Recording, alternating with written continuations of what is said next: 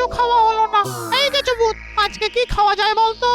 এক কাজ করা যাক, আজকে সন্ধ্যেবেলা মোচা চপ দিয়ে মুড়ি মেখে খাবো, কেমন? তোর আর উন্নতি হলো না।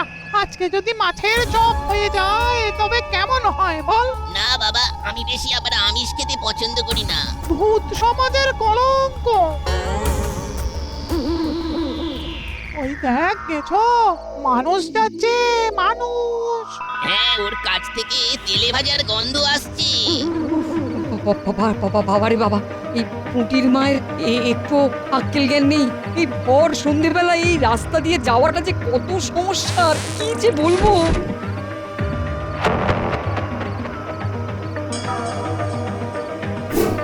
ওরে বাবারে, ওরে বাবারে।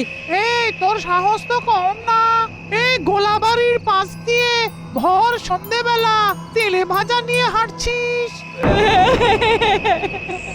আমাকে আমার গিন্নি বলেছিল ওগুলো ফেরত দিন।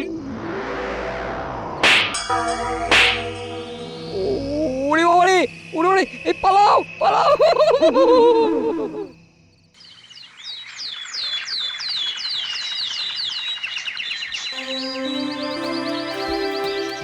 মহারাজ, মহারাজ, আমাদের আলুর চপ চুরি। মহারাজ, কালকে সন্ধেবেলা আমার বাবার কাছ থেকে আলুর চপ ভূতে কেড়ে খেয়ে নিয়েছে। আরে তোর বাবা কিছু খায়নি? হ্যাঁ, খেয়েছে তো ভূতের জ্বর, তাই কালকে রাত্রির থেকে খুব জ্বর। রাজবৈদ্য মশাই, আপনি একবার চলুন। ভূতে তোর বাবাকে কোথায় ধরেছিল? ওই তো গোলাবাড়ি মাঠের পাশে যে বাড়িটা আছে না, ওইখানে। ওরে বাবা রে বাবা, ও তো খুব ভয়ঙ্কর জায়গা। সন্ধ্যের পর থেকে ওখানে মানুষ তো দূর, পশু পাখিও যেতে ভয় পায়। মহারাজ, আমি বরং পুটির বাবাকে দেখে আসি। হ্যাঁ হ্যাঁ হ্যাঁ, যাও যাও।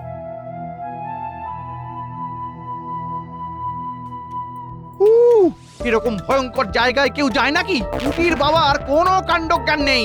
উফ, বাবারে বাবা, হ্যাঁ শুনেই কেমন গাটা তো ছমছম করছে। ভূতে কেউ বিশ্বাস করে নাকি? বাহ বাহ বাহ বাহ বাহ, গোপাল তুমি মনে হচ্ছে অনেক সাহসী। ভূতে ভয় পায় না। আপনার মতন ভীতু নাকি? ব্যাস, শুরু হয়ে গেল তর্ক।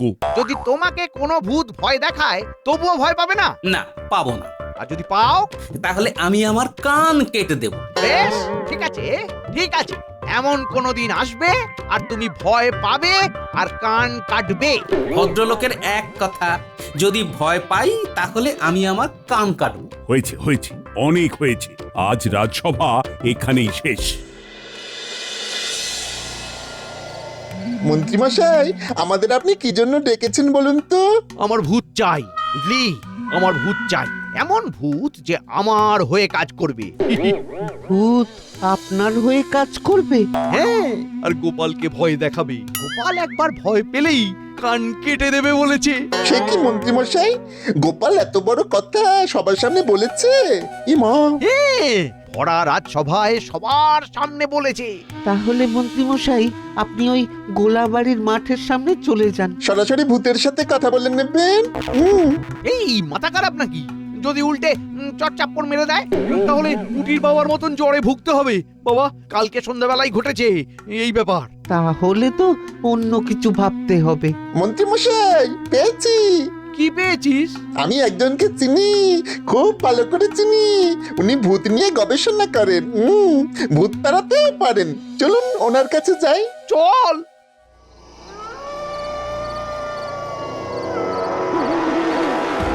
চং টিং টং, ভূতেদের সর্বনাশ।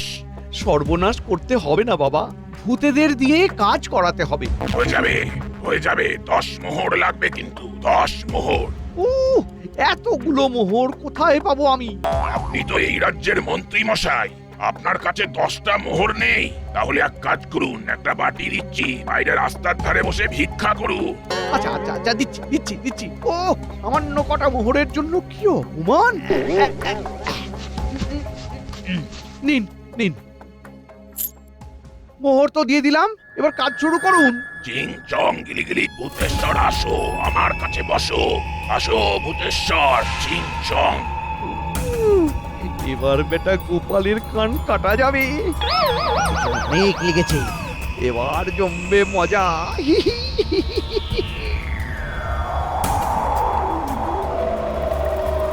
এই যা মোমবাতি নিভে গেল।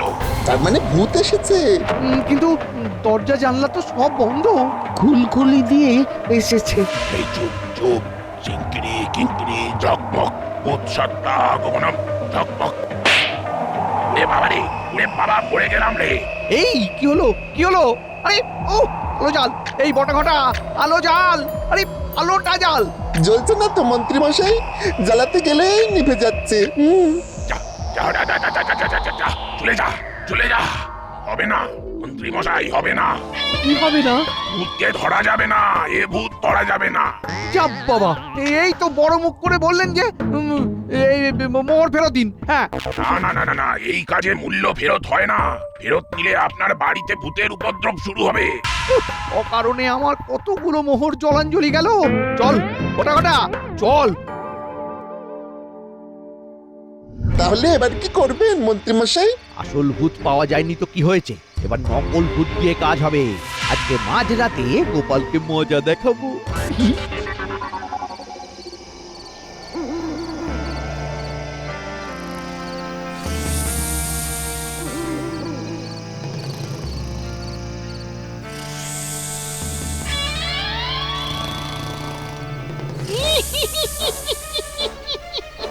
ও বাবা গো ঘরে ধোঁয়া, ঘরে ধোঁয়া। আজ আমি গোপালকে খাবো, চিবিয়ে চিবিয়ে খাবো। ভূত ভূত ভূত গো। এটা কোনো ভূতের কাজ না। ভূতেরা ভয় দেখাতে হলে নিজেই ঘরে আসবে, লগায় ঘুঁটে বাঁধবে না। তুমি চুপ করে থাকো, আমি দেখছি।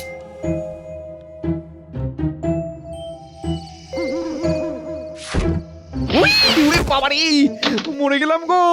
ও ও ও ও এ কি মন্ত্রী মশাই, আপনি আমাকে ভয় দেখানোর জন্য নিজেই চেষ্টা করছেন? ইয়ে না মানে ইয়ে। আর হ্যাঁ মানে না মানে করে লাভ নেই মন্ত্রী মশাই, আপনি ধরা পড়ে গেছেন। খুব ব্যথা গো, খুব ব্যথা। আমার সর্বনাশ করতে এলে না, এবার আপনার সারা শরীরে ব্যথা ধরিয়ে দেবো। হ্যাঁ জান, এক্ষুনি জান। ওরে বাবা রে বাবা, গোপাল বেটা কি শিয়ানা রে বাবা, আমার কাজটা যে ধপ করে ধরে ফেললো রে। ফের যদি এসব করতে দেখেছি, একবারে বেঁধে রেখে দেবো।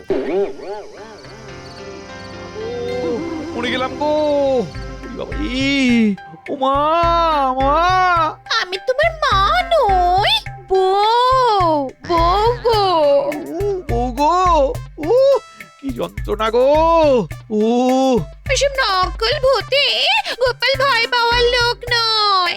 অত হাতি ঘোড়ায় সামলে দিল, আর তুমি ভাবছো একটা বাঁশের ঘুঁটে বেঁধে ভয় দেখাবে?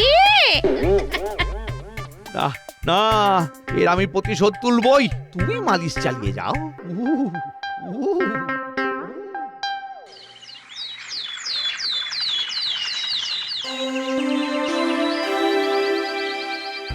এ কি মন্ত্রী, তুমি অমন বুকে হাত দিয়ে দাঁড়িয়ে আছো কেন? বুকে খুব ব্যথা। ওই তো পাটকাঠির মতন চেহারা, তাতে আবার ব্যথা? হ্যাঁ, ওই রোজ সকালে আমার মতন ওই মুগুর ভাজবেন, বুঝলেন? দেখবেন সব ব্যথা চলে গেছে। হ্যাঁ, ব্যথাটা কি কারণে সেটা জিজ্ঞেস করুন মহারাজ। মন্ত্রী, কি কারণে ব্যথা? সেটা বলা যাবে না। না বাবা, কি এমন ব্যক্তিগত কারণ যে আমাকে বলা যাবে না? আমি বলছি মহারাজ, মন্ত্রী মশাই তো বলেছিলেন আমি যদি ভূতে ভয় পাই তাহলে আমাকে কান কাটতে হবে। তাই গতকাল রাতে মরে গেলাম গো। আমাকে ভয় দেখানোর জন্য নিজেই চেষ্টা করছেন। হ্যাঁ, আপনি ধরা পড়ে গেছেন। খুব ব্যথা গো, খুব ব্যথা। ছি ছি ছি মন্ত্রী, তুমি গোপালকে ছোট দেখানোর জন্য এতটা নীচ হতে পারলে? ইয়ে না মানে, আমি তো পরীক্ষামূলক ভাবে।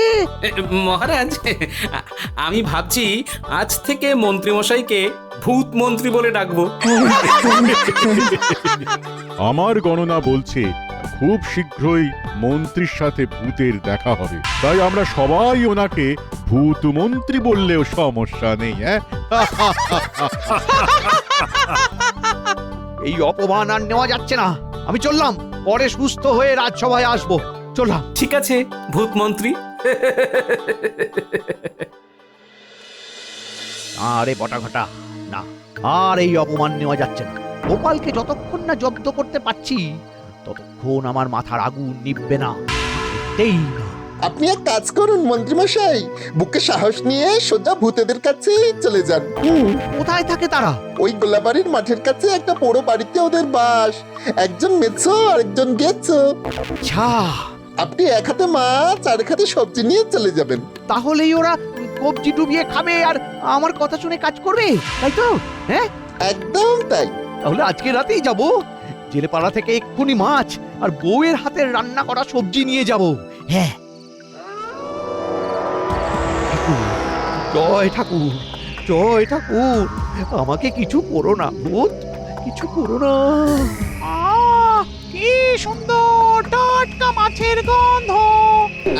আমি তো মোচার ঘন্টির গন্ধ পাচ্ছি। ওই দেখ, ওই লোকটা হাতি করে নিয়ে যাচ্ছে। কি রে, কি ভেবেছি এই টাটকা মাছ নিয়ে এত রাতের বেলায় আমাদের ডেরার সামনে দিয়ে গট গট করে হেঁটে চলে যাবি? ইয়ে না, মানে হেঁটে চলে যাব কেন? আপনাদের জন্যই তো নিয়ে এসেছি। আমি শুনেছি আপনাদের মধ্যে একজন মাছ আর একজন গাছ, না মানে সবজি পছন্দ করেন। বাবা, তুই তো দেখছি খুব ভালো ছেলে। দে দে, চটপট খেয়ে নি।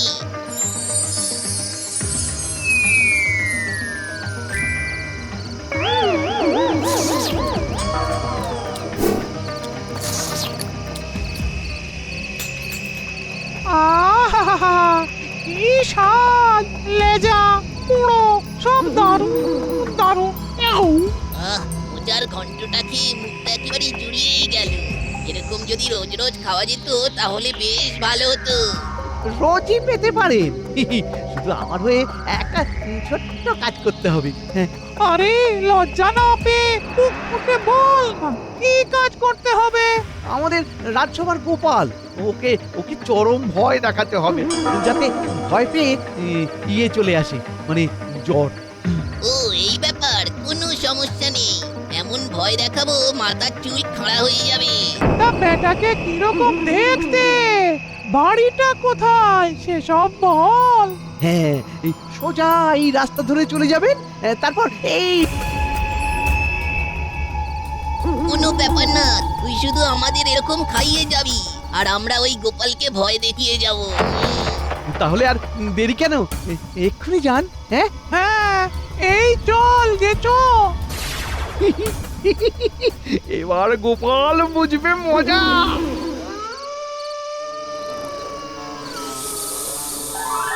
এই এবার তাহলে শুরু কর, ব্যাটার গায়ে জল ঢেলে দে। হ্যাঁ, ঠিক বলেছি।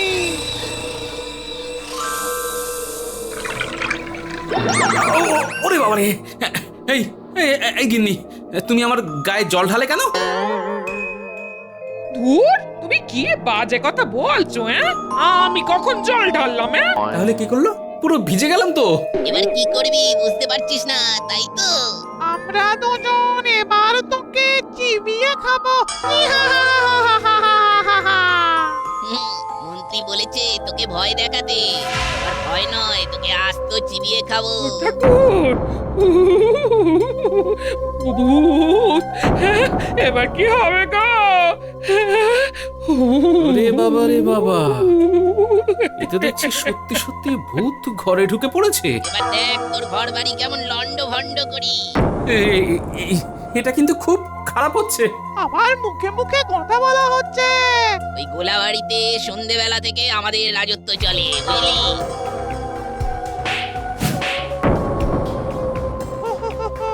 বাবা, লড়াই করে তুই আমাদের সাথে পারবি না। ভূতকে জব্দ করতে পারে একমাত্র ভগবান। দাঁড়া, দেখাচ্ছি মজা।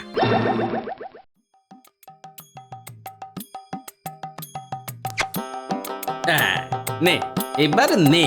হে ঈশ্বর, তুমি এবার দেখাও তোমার শক্তি নে, নে। এই ওরে বাবা রে, এই পালা গেছো পালা। বাবারে বাবা, চলে গেল, চলে গেল, ছাই হয়ে গেল, পুরো বুকের ভেতরটা জ্বলছে। ওরে বাবা, চলে গেল, চলে গেল।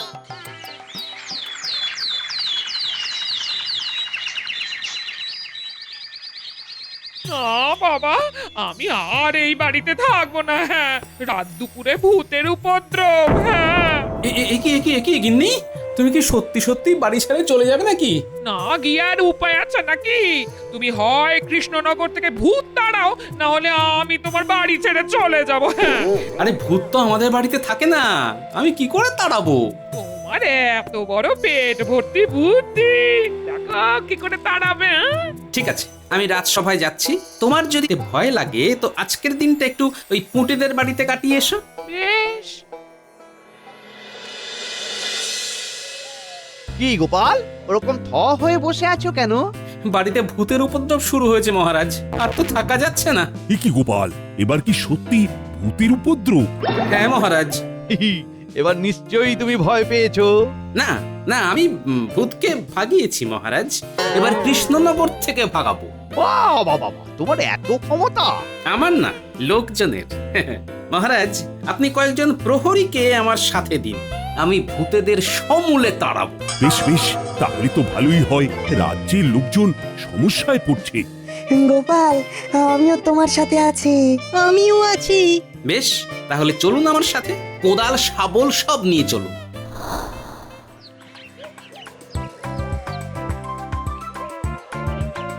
এই হচ্ছে ভূতেদের ঠিকানা। রাত হলেই ভূতেদের এখানে আবির্ভাব হয়। আমাদের আজকে বেলার মধ্যেই এই পুরো আগাছা সাফ সাফাই করে ফেলতে হবে, তারপরে এই বাড়ির চারিদিকে শান্তির জল ছেটাতে হবে। ঠিক আছে গোপাল। তাহলে এক্ষুনি কাজ শুরু করুন।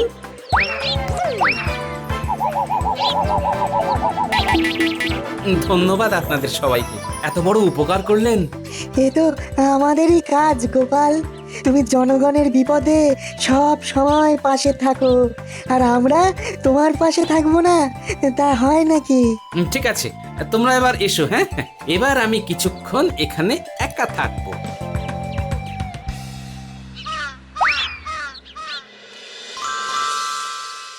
আরে আরে, এটা তো আমাদেরই জায়গা ছিল, এত পরিষ্কার হয়ে গেল কি করে? এই পরিষ্কার জায়গায় আমরা থাকবো কি করে রে? এটা তো ভুতুরে জায়গা মনেই হচ্ছে না। এভাবে থাকা যায় নাকি? আর তো থাকা চলবে না, এবার এই ঘরে পুজো পাঠ হবে। এটা কিন্তু খুব খারাপ হচ্ছে। এবার সারা বাড়িতে ঈশ্বরের শান্তির জল ছিটিয়ে দেব। তোমাদের প্রবেশ নিষেধ। না না না না না না, ওরে বাবারে বাবা, জ্বলে গেল, জ্বলে গেল। ও মাগো, সব হয়েছে ওই বেটা মন্ত্রীর কথা শুনে। যাও বা কদিন এই পোড়ো বাড়িতে থাকছিলাম, সেটাও গেল। যা, এবার যেখান থেকে এসেছিলি সেখানে ফিরে যা, নইলে পালা পালা পালা। আপনারা কি করছেন? আরে আরে, আমার ঘরে ভাঙচুর করছেন কেন? আরে কি আশ্চর্য! কি তুই আর লোক পেলি না? বেটা গোপাল আমাদের ঘর সাফ করে শান্তির জল সর্ষে ছড়িয়ে দখল করে নিল। ও দূর, সামান্য মাছের লোভে আমাদের সর্বনাশ হয়ে গেল। ভাগ ভাগ ভাগ, মন্ত্রী সব কিছু ভাগ। হায় হায় হায়! আরে নিজের সর্বনাশ নিজেই থেকে আনলাম। হায় হায় হায়!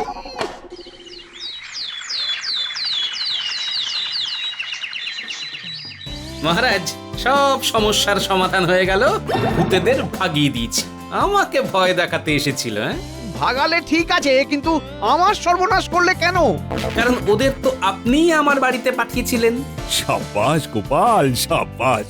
কিন্তু গোপাল, তুমি যদি ভয় না পাও তাহলে তুমি ভূতেদের ভাগালে কেন? এই তো মহারাজ, আসল জায়গায় চেপে ধরেছেন। গোপাল তার মানে ভূতে ভয় পেয়েছে। হ্যাঁ, না মানে ওসব মানে করে লাভ নেই। না, তোমাকে এক্ষুনি কান কাটতে হবে। ভদ্রলোকের এক কথা, বুঝলে? হ্যাঁ গোপাল, তুমি অনেক বুদ্ধির খেলা দেখিয়েছো, কিন্তু আজ তুমি হারবে। হ্যাঁ, আর আমরা সেটা দেখবো। দাঁড়ান মহারাজ, গোপাল যখন কথা দিয়েছে, গোপাল কথা রাখবে। আপনি একটা কাগজ কলম আনতে বলুন। আরে কাগজ কলম দিয়ে কি হবে? ছুরি তরোয়াল লাগবে তো। আহ, যেটা বলছি আনতে বলুন না। এই কে আছো? একটা কাগজ কলম এনে গোপালকে দাও।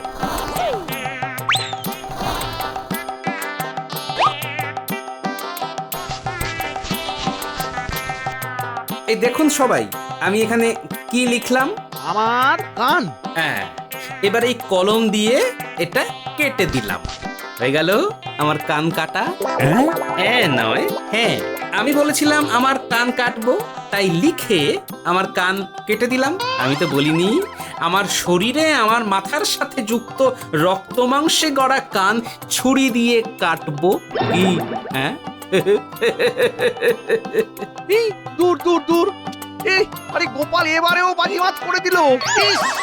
সত্যি গোপাল, তোমার জবাব নেই। একেই বলে কান না কেটে কান কাটা।